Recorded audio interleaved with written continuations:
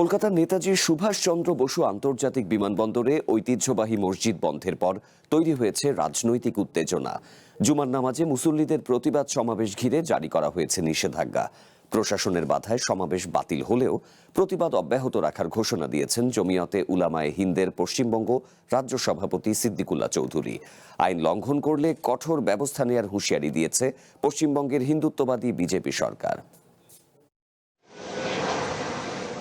কলকাতার বিমানবন্দরে প্রাচীর ঘেঁষা ১৬৩ বছরের পুরনো বাঁকুড়া মসজিদে নামাজ আদায় বন্ধের পর ভারতের পশ্চিমবঙ্গে দেখা দিয়েছে উত্তেজনা। শুক্রবার মসজিদে নামাজ বন্ধের প্রতিবাদে পশ্চিমবঙ্গের ১ কোটি মুসল্লিদের পথে নামার ডাক দিয়েছিলেন তৃণমূলের সাবেক মন্ত্রী এবং জামায়াতে উলামায়ে হিন্দের পশ্চিমবঙ্গ রাজ্য সভাপতি সিদ্দিকুল্লাহ চৌধুরী।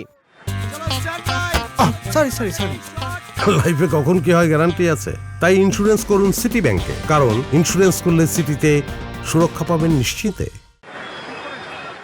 শুক্রবার সকাল থেকে ওই এলাকায় বিপুল সংখ্যক পুলিশ এবং কেন্দ্রীয় নিরাপত্তা বাহিনী সদস্য মোতায়েন করা হয়। সেই সাথে জারি করা হয় ১৬৩ ধারা। পাশাপাশি জলকামান, কাঁদানে গ্যাস সহ প্রতিবাদ ঠেকাতে সব ধরনের প্রস্তুতি নেয় স্থানীয় প্রশাসন। পুলিশের পক্ষ থেকে মাইকিং করে সাধারণ মানুষকে নিষেধাজ্ঞার বিষয়ে সতর্ক করা হয়। এমন অবস্থায় জুমার নামাজ আদায়ের ঘোষণা দিয়েও সেখানে যেতে পারেননি মুসল্লি সহ মসজিদ কমিটির নেতারা। নামাজ শেষে সংক্ষিপ্ত প্রতিবাদে সিদ্দিকুল্লাহ চৌধুরী জানান, মসজিদ বন্ধের বিরুদ্ধে প্রতিবাদ অব্যাহত থাকবে। সেই সাথে আইনি লড়াইয়ের ঘোষণা দেন।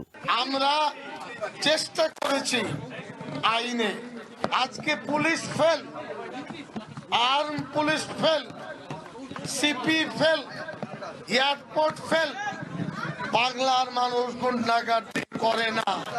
কর্মসূচি বাতিল হলেও বেশ কয়েকটি মসজিদে কালো ব্যাজ পরে জুমার নামাজ আদায় করেন অনেকে। মুসল্লিরা বলছেন, ১৩৫ বছর ধরে স্থানীয় মুসল্লিরা মসজিদটিতে নামাজ আদায় করে আসছেন। বামফ্রন্টের ৩৫ বছর শাসনকাল এবং মমতা বন্দ্যোপাধ্যায়ের ১৫ বছরের শাসনে এই রানওয়ের কোনো নিরাপত্তার শঙ্কায় পড়েনি। তবে রাজ্য বিজেপি জানায়, যে কোনো পরিস্থিতি মোকাবেলায় প্রস্তুত রাজ্য সরকার।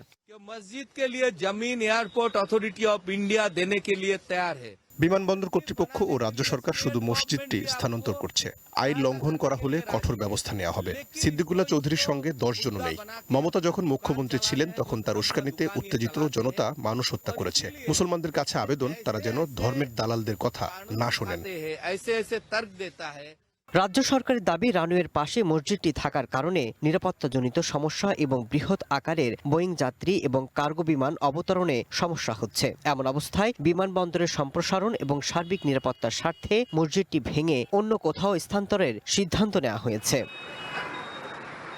Masud Rana, one international desk.